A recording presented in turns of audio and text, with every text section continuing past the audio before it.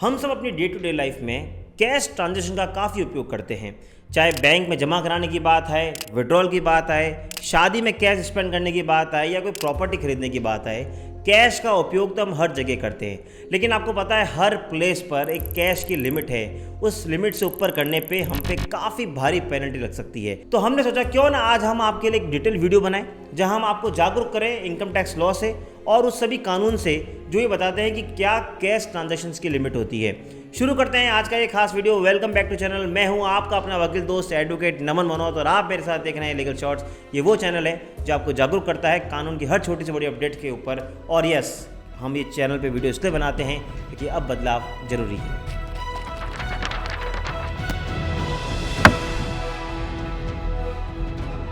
तो दोस्तों आज हम बात कर रहे हैं कैश ट्रांजैक्शंस की लिमिट की। मैंने इस वीडियो को 4 पार्ट में बांटा है। सबसे पहले हम बात करेंगे कि हम अपने घर पे कितना कैश रख सकते हैं। दूसरे पार्ट में हम बात करेंगे कि बैंक के डिपॉजिट और विड्रॉल के कैश की क्या लिमिट है।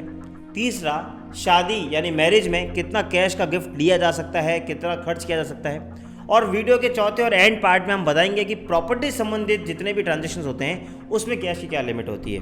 तो दोस्तों चलते हैं फर्स्ट पार्ट की तरफ जहां हम बात कर रहे हैं कैश ट्रांजैक्शन एट होम।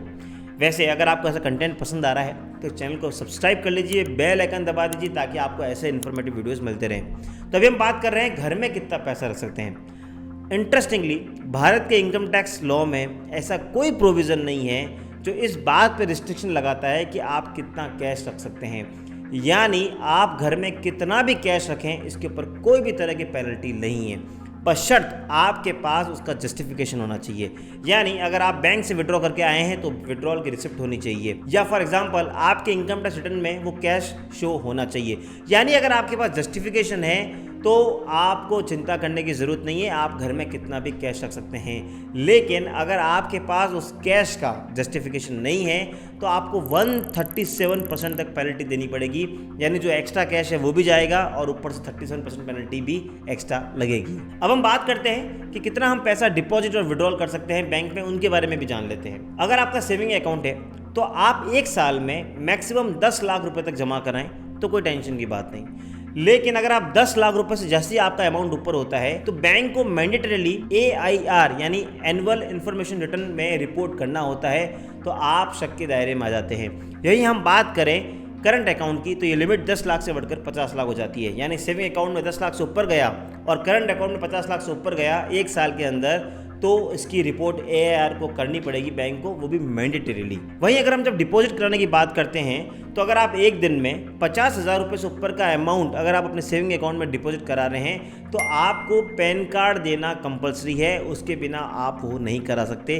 तो 50,000 से अगर आप कम करवा रहे हैं तो पैन कार्ड की ज़रूरत नहीं पड़ती है। वहीं section 194N of income tax ये कहता है कि अगर आप अपने सेविंग अकाउंट में 20 लाख रुपये से ऊपर कैश जमा कराते हैं तो उस केस में आपको TDS देना होगा, जो वेरी करता है अमाउंट पे, but TDS has to be paid अगर 20 लाख से ऊपर अमाउंट जा रहा है तो ये हो गए बैंक संबंधी नियम। वहीं अब हम बात करते हैं शादियों की, जहां मैरिज में कितना कैश ले सकते हैं कर सकते हैं, जो हमारा वीडियो का थर्ड पार्ट है।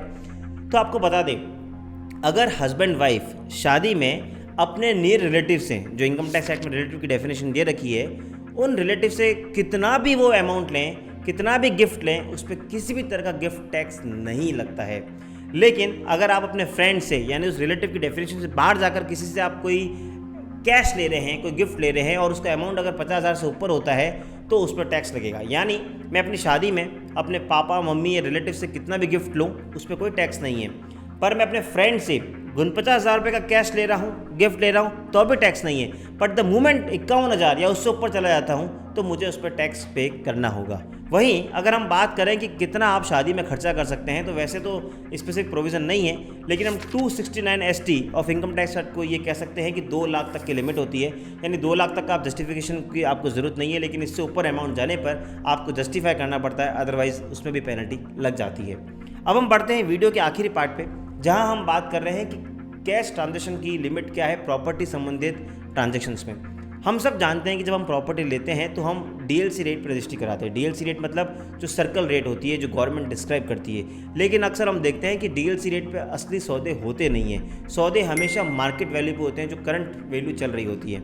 इसलिए कई बार हम ऊपर से कैश भी देते हैं। लेकिन आपको बता दूं, section 269 SS of income tax act इस बात को क्लियर करता है कि आप प्रॉपर्टी ट्रांजैक्शन में सिर्फ 20,000 रुपये तक का यूज़ कर सकते हैं। इससे ऊपर प्रॉपर्टी ट्रांजैक्शन में कैश का यूज़ करने पर 100% तक की पेनल्टी भी इम्पोज की जा सकती है।